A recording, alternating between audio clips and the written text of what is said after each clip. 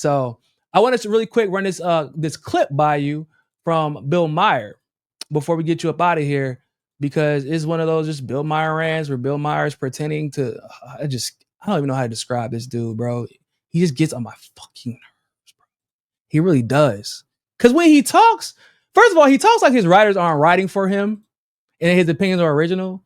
And then when he gives an original opinion, you know it's his because it's horrible. It's the worst part. Yeah. It's like the worst part, right? Like, you know, it's like when he tries to go off script a little bit and try to be a little bit edgy. It's like, oh God, no, just stick to the script. Their young people, their key constituency, not only don't like their own civilization, they like the wrong one. They actually think Hamas is a liberation movement. They chant for the Houthis. They're chanting, "We will honor our martyrs" at Yale. They're looking for love in all the wrong countries.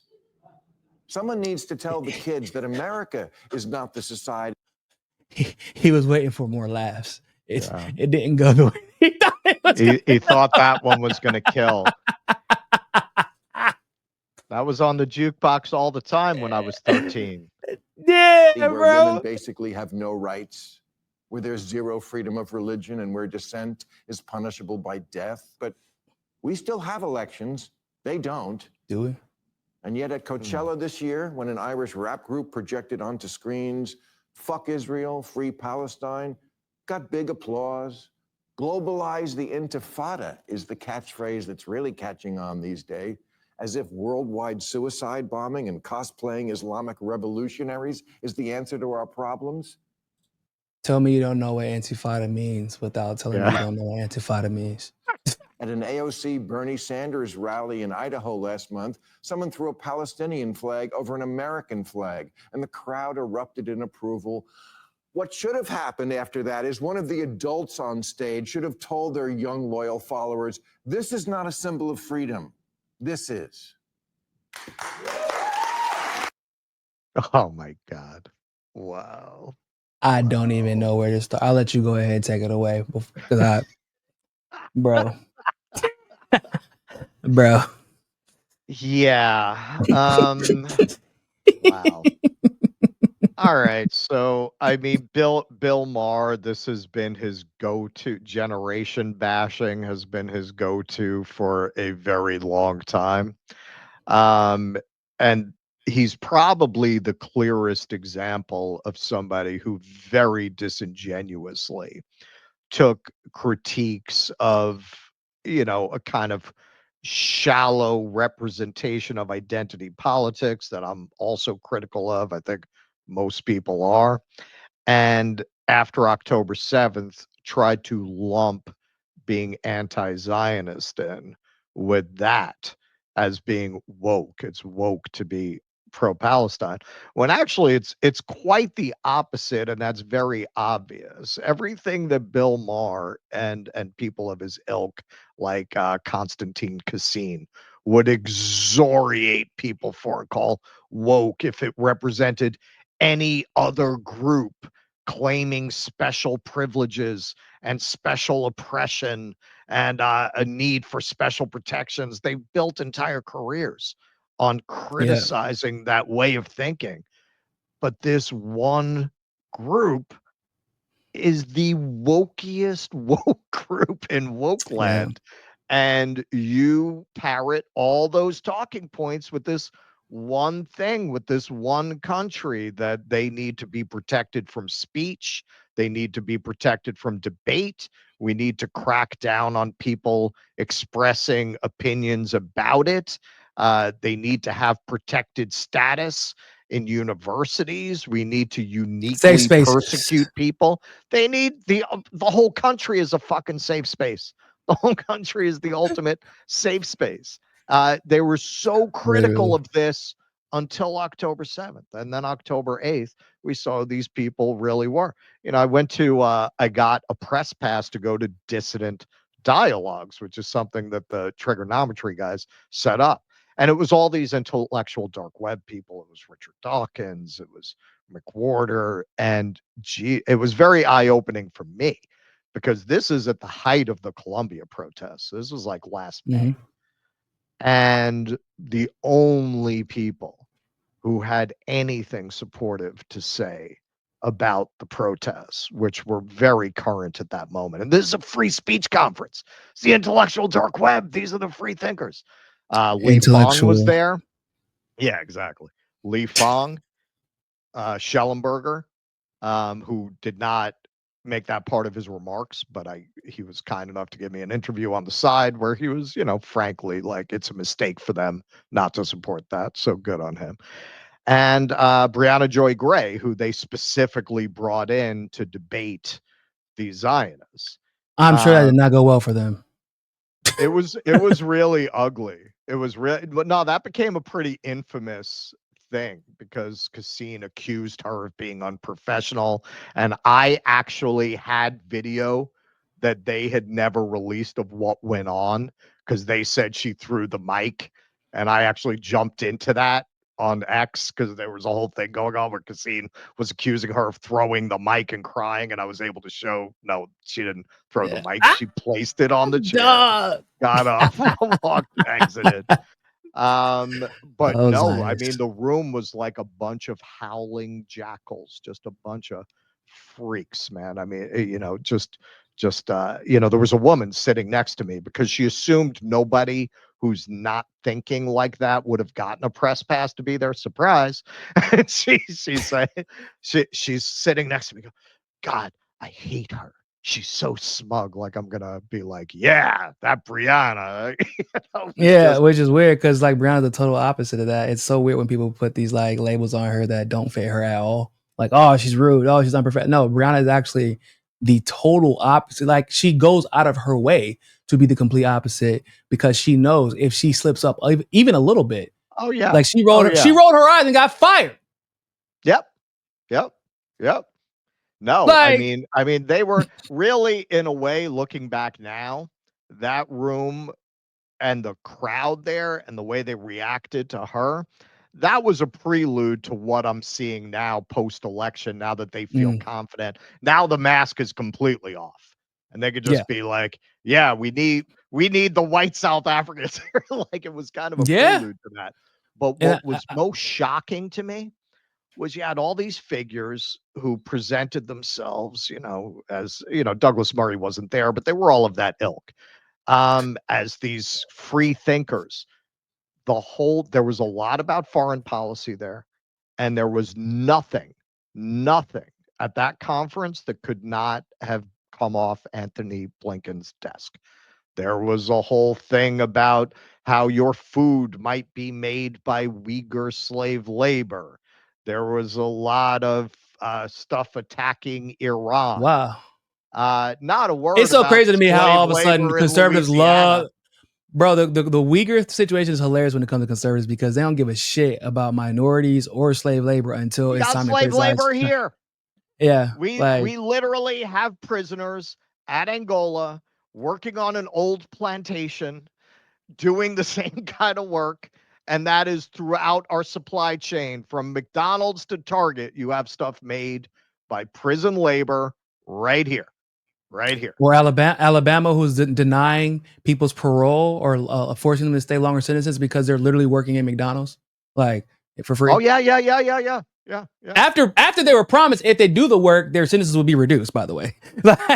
So we have slave labor here. We have slave labor in Africa. But those Uyghurs, if we get a chance to own the Chinese, then that's all. And I'm like, y'all going to own them with a whole lie?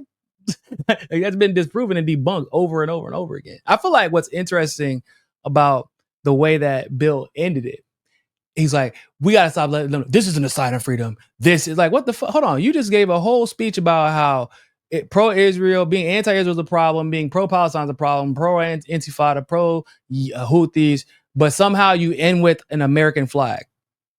Yeah. You notice you could not put, at least legitimately and justifiably, that the Israeli flag is a sign of freedom. Why not? But there's probably a couple reasons. It's, the whole apartheid genocide thing. But then there's, if you put the Israeli flag in that particular case as the sign of freedom, then it would be too much. It would be too on the nose that you are doing this to protect Zionists and Zionism. So you try to loosely link freedom, America, and Israel and Zionism together.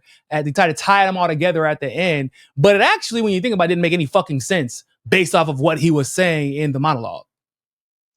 Well, and you know, for somebody like Bill Maher to be running around claiming that America represents freedom, you know, people who have never really traveled outside of this country, who have been brainwashed into thinking they have it good here, have an excuse. Maher's a rich dude, man. He's been all over the world. He knows better, or he should know better. He should know better. I understand this country's been very good to him. You know, I think there's probably a lot of willful ignorance there. For But sure. sure. But if your job is to do social and political commentary, maybe you have a responsibility to think a little more deeply than rah rah America, home of the brave, freedom. What, you can't like read an economic chart? You can't see how this country is a shithole for the vast, vast, vast majority of people who live here by comparison to any other country in its economic and industrial class. Like you talk about politics for a living, you don't know that, or you do know that, and you just don't want to factor that in to the way you talk about these things, because that's going to make you sound a little too radical to get invited to the right parties, which you already have a hard time getting invited to because you're such a notorious asshole. Yeah. It's, and also I think that you know how much actually of an idiot. asshole Maher is? His agent fired him by not inviting him to his party. Shit! I didn't know that. His agent, his agent did not invite Maher to the party, so Maher fired the agent, which you got to assume that was the agent's way of getting rid of Bill Maher. Like, he didn't invite him to his big holiday party. How much of an asshole do you have to be for your agent to get rid of you like that? Because your agent knew, like, you're such an asshole that if I don't invite you to my party, you're gonna fire me. That's what's crazy. Oh man, what's funny, Bill Maher, bro, I actually believe that he's an idiot. Like, I know some people think that some of it is willful ignorance. Like when he pretends like the majority of Americans are living in this level of prosperity that Bill Maher has managed to attain. Once again, not by any effort of his own necessarily, because I cannot stress enough, he has writers. Whenever the writers went on strike, people tend to forget. Bill Maher's ass had to take a vacation. Oh, yeah. He had, boy, that shit was revealing. It was very revealing whenever I'm like, hold up, where is Bill Maher? Somebody said, yeah, man, his writers are on strike. Okay, so where's Bill Maher? Oh, he can't do his show. Right. Why? Because his writers, I'm like, there's somebody responsible for writing this garbage? And it's also, Bill Maher can't write his own show? Like, you just get back in the lab, bro. Like, just do what you did to get where you're at. Oh, you didn't do anything to get where you're at. Everybody has been carrying you, and they thought that you had the personality to be the face of this machine that is pushing you. That's basically it. Because if you ever ask Bill Maher a question like that requires any level of depth, his face, like his face and his responses tell you, oh shit, he does not know anything about this topic actually. Because what he'll do is he'll ask you, like he'll respond to you by asking you a question about why you feel that way you do about that topic. Well, you want to see a big Bill Maher mask off moment. He had Thomas Frank on after Thomas Frank wrote Listen Liberal. And it was going into the 2016 or 2020 election. I can't remember which. And probably 2020. And Thomas Frank started talking about the thesis of Listen Liberal, which is, hey, man, you know, what's the matter with Kansas covered the Republican Party? This is about the contribution of the Democratic Party to what's destroyed the country economically. And every time he started trying to talk, once Bill Maher, he clearly, of course, he didn't read the book. He didn't really know what it was going to be. He probably liked him from What's the Matter with Kansas and just figured he'd get some boilerplate Republican bashing. And when Thomas Frank started laying out his critique of Clinton and Obama, you know, you're the kind of liberal that when you start talking, people's eyes just glaze over. Like he just started talking over Thomas Frank. What? And not letting him get his points out once he realized what Frank was going to say. You'll get me fired, bro. Shut the fuck up. And shooting him down. Yeah, no, he just would not let him present himself. And when he got in a word, Maher would like just shoot him down and minimize him. Even though the point of that interview was to discuss the book, right? Which clearly he did not understand what the book was. And once he did, he was like, no, I'm not going to get the backlash from the liberal class on this guest. What's hilarious about that is like, once again, there is a process, y'all, like that goes into booking an interview. There's like the topic that's being discussed. Even like I said, the writers that apparently they set this man up to fail because to write for him about that particular topic, somebody had to read the book. And it was like, it's basically like no one, either they set him up to fail. Not necessarily, man. You could have had the booking person just knew of What's the Matter with Kansas. This is Thomas Frank that wrote What's the Matter with Kansas. The libs loved Thomas Frank when he wrote What's the Matter with Kansas. So they probably did not read it. Look, nobody. I'd say the booking agent probably just assumed it was going to be like What's the Matter with Kansas, or they wouldn't have booked him. Yeah, and there's so much pressure, like to just get somebody to get on the show every week. It's like maybe it was one of those situations where he just slipped in there, and he probably didn't even like. You gonna let me talk shit about liberals? Okay, because now there's a lot of nepotism in Hollywood, man. There's a lot of incompetent people that is working true there. Because now he can get away with talking about liberals because he doesn't call them liberals. He just talks about like left. He calls the liberals left. He talks about the woke thing. If Thomas Frank had come on there and started exoriating the Democrats for being too woke, Maher would have been okay with that. Frank's critique is an economic and class critique. And that's the worst. That's the worst critique you can make. That's verboten. That's verboten. Yeah. You can't actually have a real conversation about real things that affect real people. You got to be arguing about who gets to use what bathroom. That is ground that Bill Maher is very comfortable on.